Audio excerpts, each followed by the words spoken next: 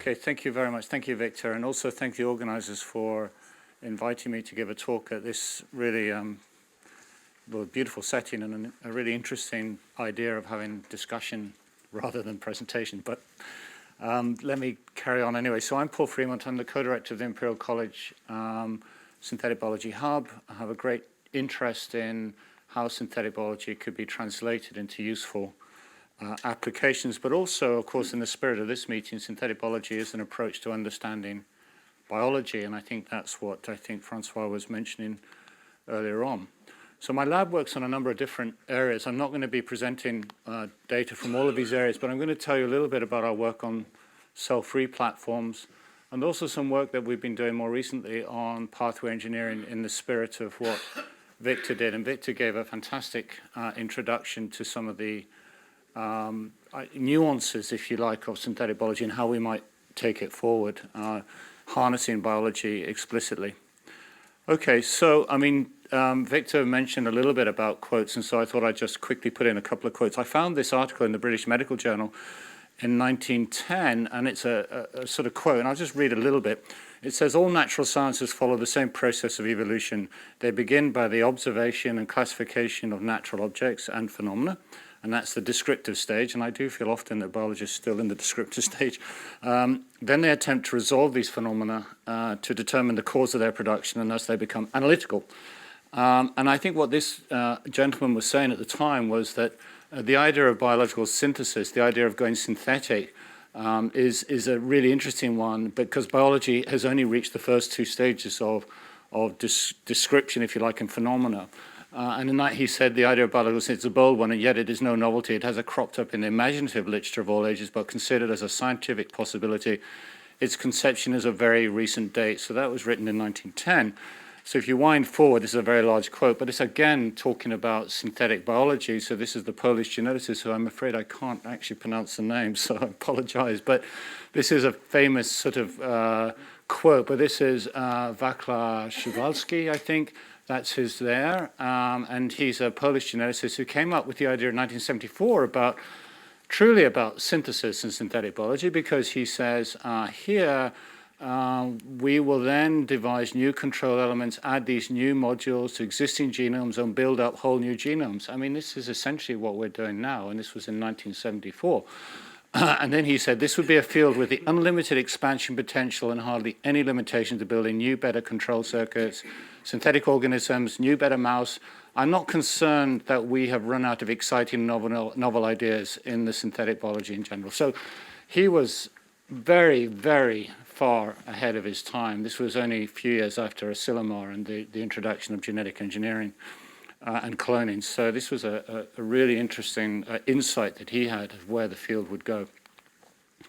But then what is all the fuss about society and regulators and European unions? And this is some of the other literature, which we can't ignore, and that is the public literature. This is what people read every day. And I grant you that some of this is from the UK press, which has got a particularly bad reputation, but things like scientists accused of playing God after creating artificial life by making designer microbes from scratch, but could they wipe out humanity?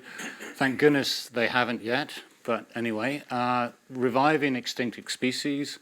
This is from Friends of the Earth, extreme genetic engineering in your ice cream. It's a very evocative, provocative picture, if you like, of a pipette and a lovely, beautiful ice cream. And then this is probably one that really was not very helpful, which is brewing bad. Scientists find ways to cook up heroin at home. So this is creating quite a lot of fuss, and I think we need to be aware of, outside this wonderful place, that there are a lot of people there who have got great concerns about synthetic biology. However, so what is all the fuss about? So synthetic biology, I think, there are many definitions, and this is one definition which tries to capture what Victor was saying about the idea of building, designing, and constructing and redesigning biological systems, and there are many reports. This is the most recent European operational definition, and there are some people, I think, in this room were involved in this, and I think it really does capture very nicely what synthetic biology is. It's the application of science, technology, and engineering to facilitate and accelerate design, manufacture, and modification of genetic materials and living organisms. So we have definitions. So that's kind of where Victor came from. Now, just to put it in context, this is the number of publications in synthetic biology that name synthetic biology as part of their field. This is since 2010. You can see it's rapidly rising. There are over 47,000 papers. This is the growth of the student competition called iGEM in synthetic biology, which I think there are teams from France and all over Europe and all over the world actually shown on this. So these are all young, excited, enthusiastic researchers who are spending their time over the summer designing and building new biological systems. So you can see there's a huge growth there with almost 15,000 young people around the world have been through iGEM.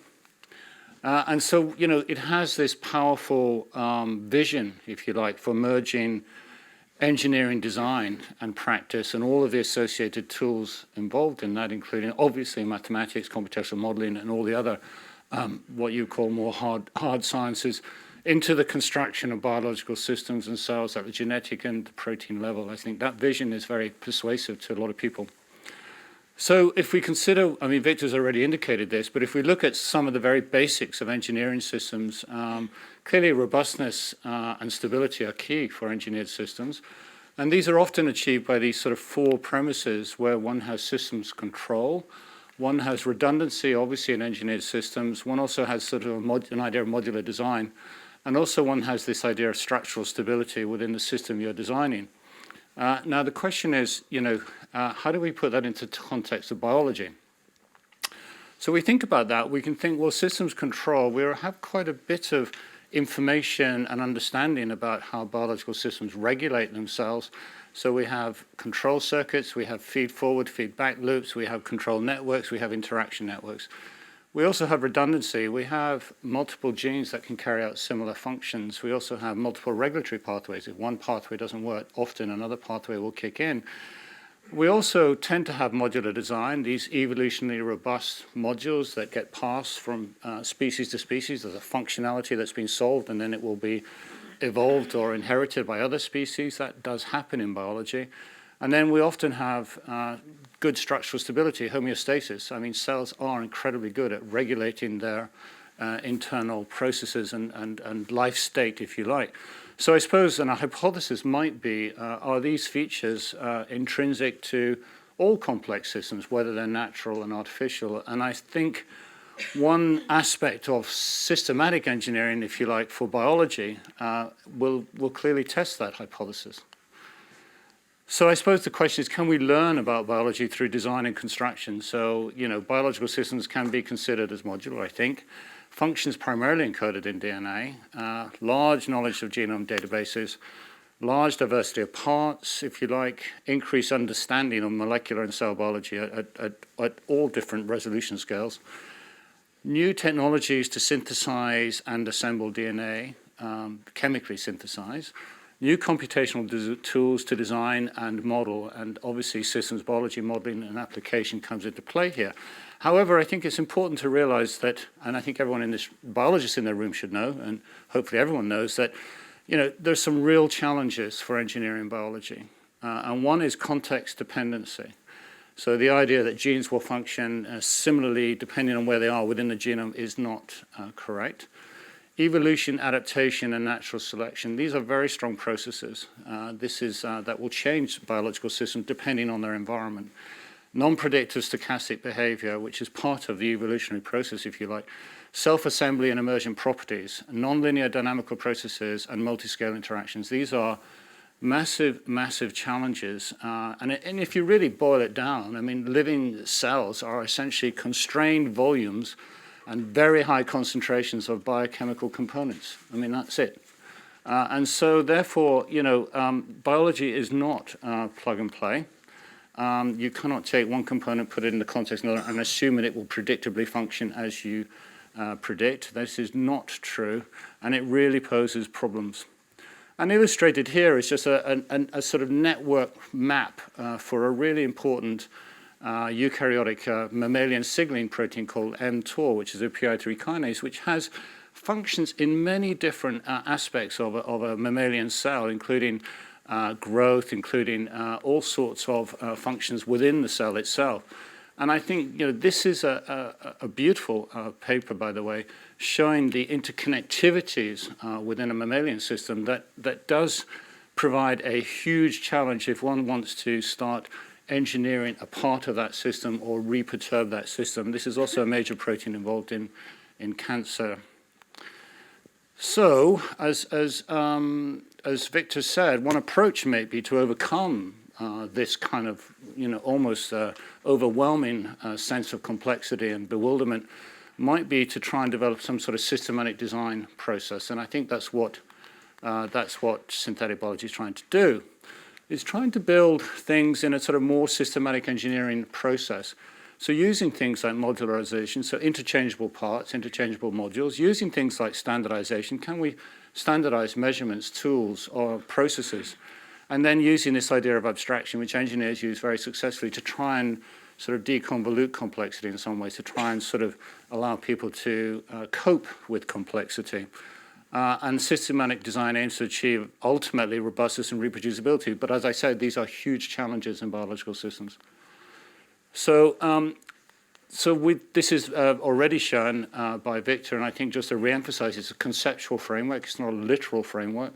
And it allows one to start thinking about biology at the genetic level as essentially functional genetic elements. And therefore, by building, repositories and understanding of these parts and putting these parts together in human-defined ways, just a simple transcription module, promoter, ribosome binding sequence, a protein, and a terminator, that's a module, and one could consider that module to be exemplified and analyzed and whatever, and characterized. That module could become part of this idea of going from parts to devices and then to systems. And I think this idea of abstraction hierarchy is actually a very powerful conceptual framework that allows one to start addressing this huge complexity that we're trying to deal with. This then leads on to this very slightly simplistic, if you like, but very effective design cycle where one can start doing systematic design, building, testing, learning, and of course the key aspect here is metrology, modeling, metrology, data analysis, and modeling, and obviously learning about that process. And these are key elements of this design cycle. And the design cycle, again, is a framework. It's not meant to be a literal thing. It doesn't mean if you can build biological systems without doing this. But I think if you want to develop a systematic framework and learn about how you build biological systems, this idea of going through this systematic process is extraordinarily powerful and very useful. So I guess the big challenge is, and I'm sure this is going to cause a lot of discussion over the next few days, is, can we build new biological systems with standardized DNA parts? And already we are building registries and repositories of parts with nomenclature that people can use and analyze both digitally and functionally. Now, what about standards? So Victor led a beautiful project actually called STFlow, a 4-year European Union project on standards in synthetic biology, which was incredibly useful, bringing people together from all over Europe to look at standards. And I guess this is just a very simple standard. This is the first sort of thread standard by Joseph Whitworth, 1841. You can imagine how much impact the introduction of a standard and a screw and a nut had on the world at that time. It was a hugely important development, and there are many other standards. Now, I won't go through all these. These are sort of the sort of standards, if you like, that governments and consumers and businesses look for. But I think one key aspect is this idea of interoperability, and I think standards are directly linked to measurement. I think we need to understand that, can we standardize the construction of living matter? And this is a very big question, and I'm sure we can spend the rest of the week talking about that, just that one question. That is a huge question. And that is one of the, if you like, challenges and approaches that synthetic biologists are trying to address. Now, the reason that we think that the systematic approach might be beneficial is because I think people realize that biological research, unlike my engineering colleagues' research or even chemistry and physics research, is often irreproducible. And my colleagues in physics and engineering find it extraordinary that biologists actually live with this irreproducibility and can cope with it, but we do. And this is part of our descriptive storytelling, if you like, which we do very, very successfully. Not all, but certainly we do quite a lot of that. And I think it's clear that biological data can suffer from irreproducibility. Now, I think the reason for that is more a lack of technical standards and more a lack of sort of people doing the same thing constantly, using the same processes, using the same measurement tools, using the same strains, and learning about the variability within systems. So from the standards consortium and our own thinking, I think you can think of standards as being possibly physical standards, DNA standards, possibly functional standards, standard measurement conditions, standard culture conditions, standard strains, i.e. I'm using the same strain as Victor's using in Spain and we use in London, and sharing data, standard strains, and then of course standards within digital information so that we can share all of this information digitally. And I think these are really important. Now, I do want to point out that synthetic biologists do think that, we're really the new boys on the block. This is a very good cartoon. I don't think it will work. Let's do something different, something smarter, something cooler. And those kind of attributes do fit quite nicely with the synthetic biology. So I think we need to think about systems biology. The systems biology community have been going through exactly the same thinking that we are now approaching. And I think there is some overlap here that we need to bring into play and try and integrate both systems biology thinking and synthetic biology thinking. So what do we measure, if you like? What would you measure in a biological system? There are many different things we can measure, and no one really fully understands what we could measure. Everything, not quite everything, but pretty much everything. So in a biological system, you could measure, RNA transcripts quantitatively, proteins quantitatively. You can measure metabolites, lipids, glycans. You can get handles on post-translational modifications. Functional states are complicated, epigenetic state, growth state, noise within biological systems. You can measure noise, spatial localization, protein-protein interaction networks, regulatory networks, trying to bridge between genetic space, protein space, and metabolite space. These are complicated areas that one can try and develop models and try and develop understanding. So we can measure quite a lot using the omics technologies that we have now, but no one clearly knows yet, I don't think, what we need to measure to really improve our sort of design robustness, our design cycle. So this is where you kind of get this sort of synthetic biology field going. There's this idea of a whole bunch of foundational technologies. You could reduce synthetic biology down to that, if you like, a whole bunch of synthetic biology technologies, which are things like design tools, to build new genetic circuits, the synthesis and assembly of DNA, the parts and device characterization and the standardized measurements and the whole kind of really meticulous measurement of your system and what's going wrong, what's working, followed with this sort of very persuasive technology, CRISPR-Cas, genome editing screens, again, using the optimization of biology as a way to understand the design, if you like, cycle. And then, of course, working on how do we characterize what is a sort of, do we have standardized strains? Will we ever have standardized strains? Can we work towards some sort of standardized host strain? So these foundational technologies, the idea is that they would fill into different applications. And of course, the applications that people are very interested in now are shown on here. These are not by no means complete, but there are a lot of work on foundational tools, therapeutics, novel drug delivery systems, agri-science, fine specialty chemicals, biomanufacturing, commodity chemicals and biomaterials, to mention but a few. Now, of course, this has been the area of industrial biotechnology for many years, so synthetic biology is going to try and provide a new toolkit, if you like, to address some of those issues. So what are the current research trends? So when I looked through all that literature I showed you earlier, these are the kind of things that were coming out from the current synthetic biology literature. There is quite a lot of people working on refactoring and redesigning, genome editing, genome construction, automation standards and tools, and then some sort of quite a bit of literature also in some of the social sciences about open source and descaling. And there's quite a lot of work on that.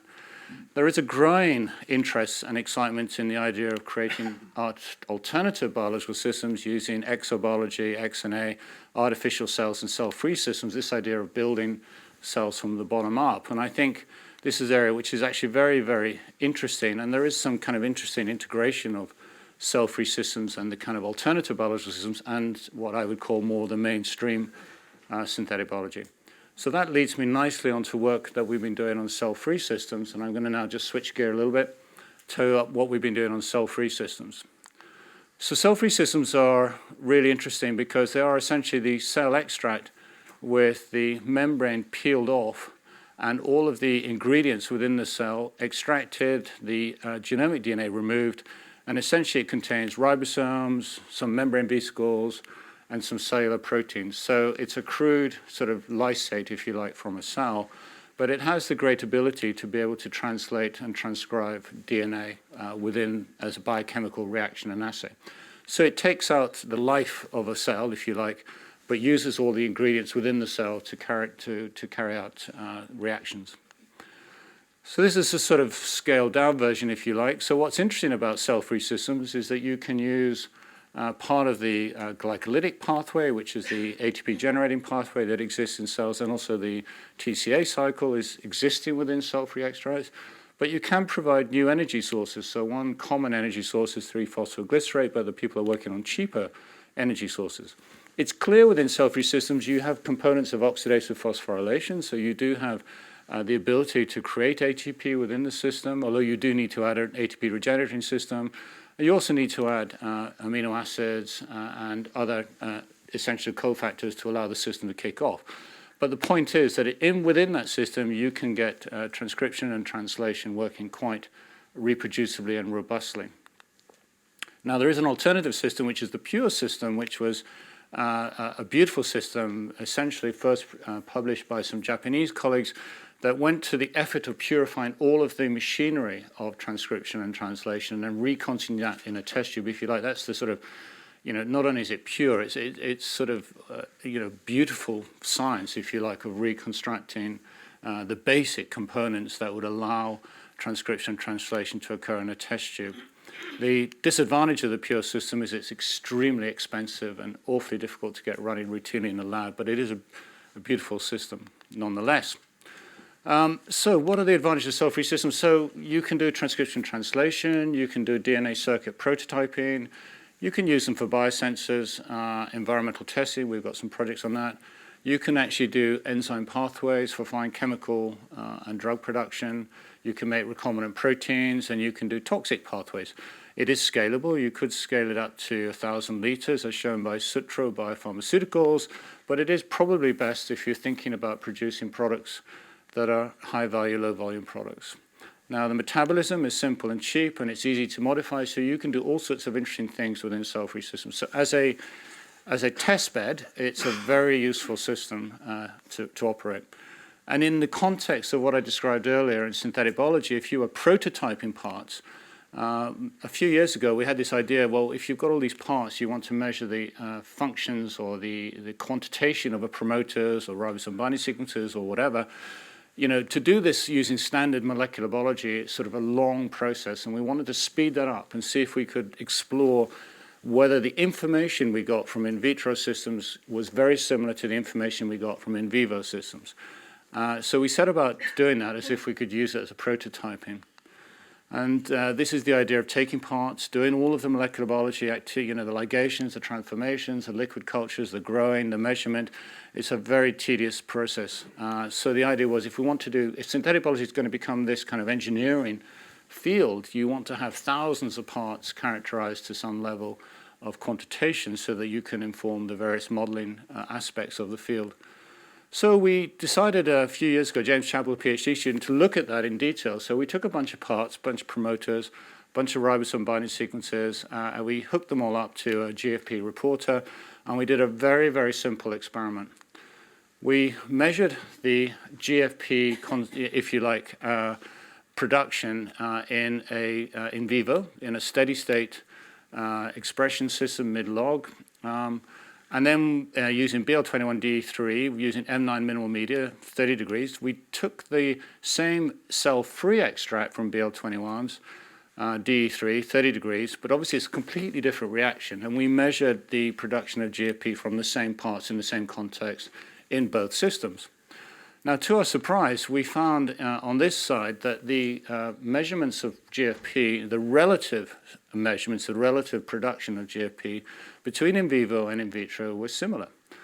We were quite surprised. Obviously, significant error. There are some sort of largest error bars, but the relative strengths of some of the promoters shown over here, you can see that in vivo is in the gray and in vitro is in the white, and you're getting kind of sort of nice, relatively good correlations between in vivo and in vitro, and it was the first time I was unexpected. And we also did some inducible promoters, and we got similar data, and we published this, so I won't spend too much time. At the same time, a whole bunch of other papers came out as well, and there was this sort of acceptance, if you like, or not proposition that said that for simple DNA regulatory parts, the ones that have been studied, they showed similar kind of functionality, similar quantitative behaviors in vitro and in vivo, which was quite surprising. However, as all biology shows you, this is not the case. So now, this is a library screen of promoters we've been doing recently, and we've found some really quite extraordinarily strong library. This is an in vitro, this is an in vivo screen, and we found, an in vitro screen, and we found some really, really strong promoters. There's no need to look at the data, but it was an extremely strong promoter. And it turned out that, and here it is here, this is the normal Kelly promoter down here, and this is the promoter we found. It's a really unexpected observation as we were, again, this descriptive nature of biology, as we went through all of these different sequences, we found this extraordinarily high promoter. And I think what was interesting about it is shown here, just shown here.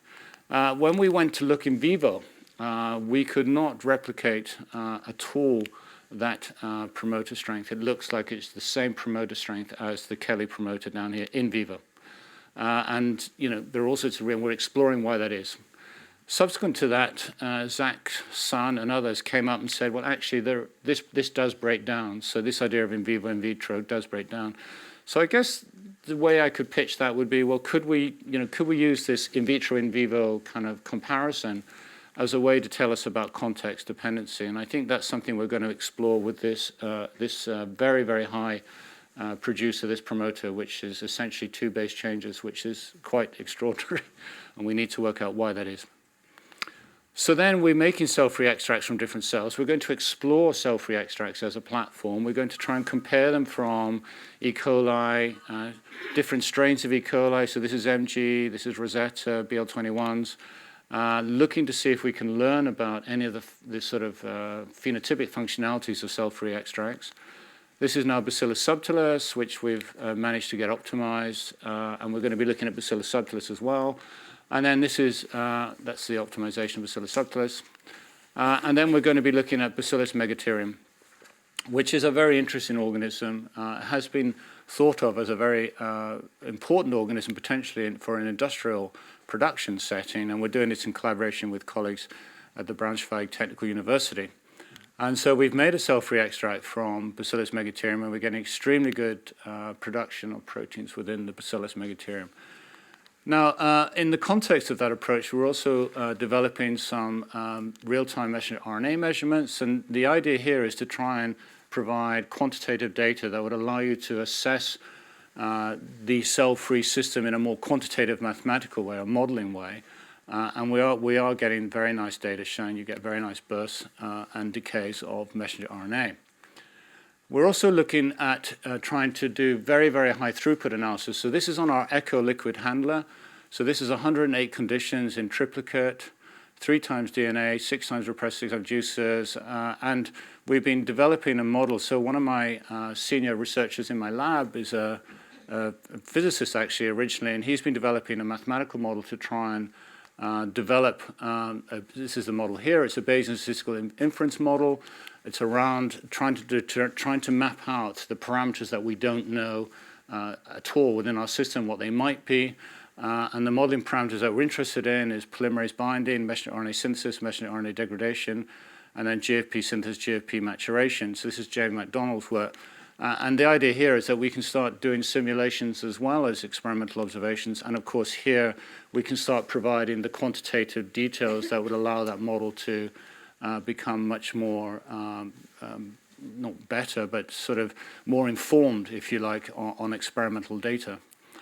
And so I think cell-free systems, so here's the kind of summary of that, if you like. So cell-free systems, I think, are a very useful test bed to explore part of the design cycle of synthetic biology, but they're also a very good test bed to start and develop slightly simplified models in a non-living system, but having all the essential sort of broken down parts of life, if like, in terms of metabolism. So we've been developing a whole extract model here. This is James's work, doing experiments, metabolomics, trying to infill this model, and also doing proteomics as well to build up a cell-free kind of scenario. And then we'll be comparing that with our different cell extracts to see if this breaks down depending on the particular extract. But it's, yeah.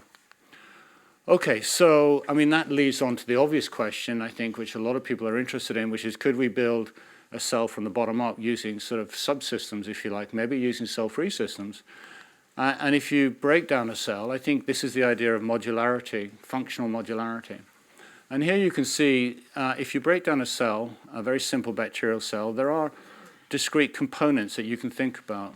So there are actuation, sensing, actuation, export communications with the outside, regulation and computation within the cell, signaling and metabolism. And I think one of the challenges and one of the exciting challenges I think cell-free and synthetic biology per se can offer is to try and develop sort of these subsystems, so, you know, sort of to build these subsystems and see if they can work. Now, clearly, subsystems that involve a membrane compartment will be difficult, but we can certainly start looking at regulation and computation, or even some metabolic subsystems within the cell-free system, and that's one of the goals that we're going to be moving into in collaboration. Okay, so finally, I'm not sure how long I've got left. You have if you have 15 minutes. Okay, so finally, I just want to go into some work we've been doing on pathway engineering here. Now, I think everyone realizes that cells can be used as metabolic factories, and that's been around a long time. It's been around so long that we forget that industrial biotechnology has been with us for, 5,000 years maybe, or a few thousand years, or whatever, since we started making wine, I guess. But anyway, it's a very, very sophisticated industry that has been using cellular systems to produce and manufacture components, and some really major pharmaceutical components as well. So I guess when you look at industrial biotechnology, you can see that all of these products that we take kind of for granted, there are components within these products that are being or can be manufactured using biological systems. So it's very apt that we just had the climate change big convention in Paris just the other day. Everyone's very excited about moving to this non-petroleum-based world that we're all going to have to live in. And clearly, industrial biotechnology has a massively important role, and synthetic biology, to provide the components and chemical entities that we all need for all of these everyday life systems, or we adapt our lives to not live with them, which is going to be difficult.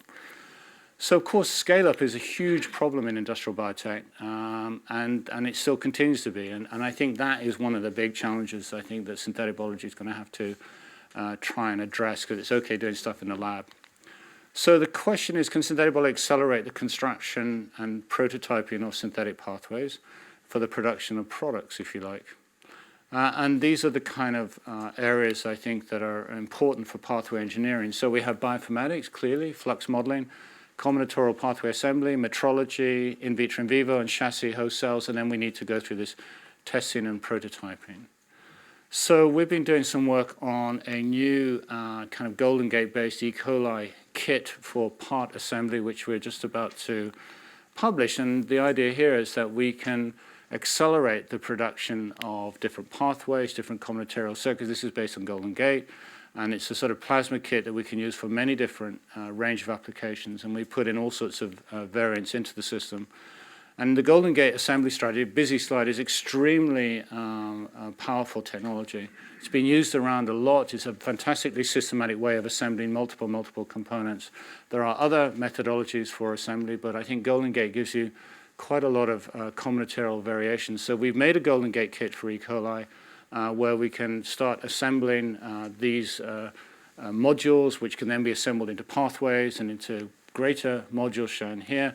We've also put in some variants in the system to allow you, when you're doing combinatorial assembly, that you can keep some of the components constant and then just assemble certain parts of the system, which I think could be very useful. We put in various other things like protein purification tags and all sorts of other things. So we're hoping to submit that to Addgene, so hopefully everyone will be able to access that and find it useful like we found it useful. So we've been thinking about products, and clearly there are a lot of interesting products that people are manufacturing and making, very, very complex products. But we wanted to develop more of the platform technology to allow us to see how would we make a pathway. So we chose something called raspberry ketone. I really like raspberries, and there is this sort of product here that comes out of raspberries, which is essentially gives you the sort of essence of what raspberries are. Now, obviously, there are various economic factors, but we just wanted to look at this pathway. We're not really interested in that. We're more interested in using the pathway as a simple prototyping testbed. So here we do our combinatorial DNA assembly, we do the cell-free prototyping, we do high-throughput LC-MS, and then we bring in structural biology and other aspects into the process. So here's the pathway. It's quite a simple 4-enzyme pathway here, and there's another enzyme involved here. It starts at tyrosine, and it goes to the raspberry ketone through a series of enzymatic conversions. You can also come in from a chemical, 4-hydroxybenzaldehyde. You can do a chemical process to produce this hydroxybenzyl acetone component, which can then go to form the raspberry ketone. So it's a biochemical pathway, enzymatically catalyzed, produces a natural component. So we were just using it as a test bed. So the first thing we did is we purified all the enzymes, and we did very pure in vitro biochemistry. So here are all the enzymes here, and all this is work's unpublished. So these are the 4 enzymes we purified. We then increased tyrosine, this is the substrate concentration, and then we looked to see what we produced over time, and in terms of the concentration of the products. And you can see here that just from this very simple pure, this is the enzymes themselves all together, put in substrate, get out product. You can do very simple Michaelis-Menten modeling, all the sort of modeling on this, and you find that actually there is some sort of product inhibition in this pathway, where you get this 4 accumulating with a product as a function of increased tyrosine concentration. So very simple observation, but a very important observation if you're trying to build a pathway in vivo. We then did some screening with different ribosome binding sequences using our Golden Gate EcoFlex system, and again in vivo, and these are just a series of ribosome binding strengths and different promoters on different genes. We were finding different outputs from the production process. So combinatorially, we were finding actually the product is in red, and that's the product we're trying to increase the yield of, clearly. And we were finding all sorts of interesting correlations in here between ribosome strength and different intermediate products and different products. And clearly, we're interested in trying to develop a more intrinsic understanding of that in terms of a model. But in general terms, what we find is that particular combinations of promoters are producing different sort of points within the pathway where we're getting product getting caught up, we're getting product inhibition, we're getting all sorts of interesting and unexpected outcomes that we didn't know. Then we decided to try and do some structural biology, and we built this model into a crystal structure where we're trying to change the requirement for NADPH to be NADH. So we've now got a very nice mutant here which can use NADH instead of NADPH as one of the components in the pathway. So I guess from this engineering kind of like pathway engineering approach, I think what we're beginning to realize is that the landscape of data space that you need to explore in a 4-enzyme pathway to try and optimize the product production, if that's your target function, is actually a very, very large space indeed. And there are many, many different nuances and unexpected consequences of changing various parameters, which I think Victor alluded to in his very nice introductory slide. And clearly, you could start thinking about maybe applying weights, if you like, which is kind of what we're trying to do here. And so having a mathematical formulation around where to go next, what to explore, what to change in this kind of design would be extremely useful. Okay, so I think from our initial sort of unpublished data so far, refactoring pathways requires, I think, multiple approaches.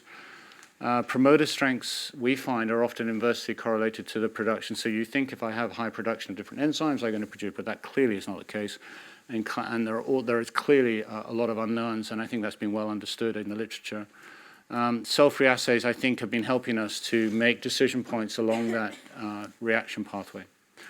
And if you wanted just to finish up now on the challenges moving forward for the field, and this is more of a discussion point, I think, if we are going to become a kind of sort of more engineering type of field, I think we need to develop technical standards. We need to have sharing of parts. We need to have parts that are shared between multiple labs, multiple groups, everywhere in the world, openly, easily, so that we can learn from all of the information that we need to make this process become much more systematic and predictable.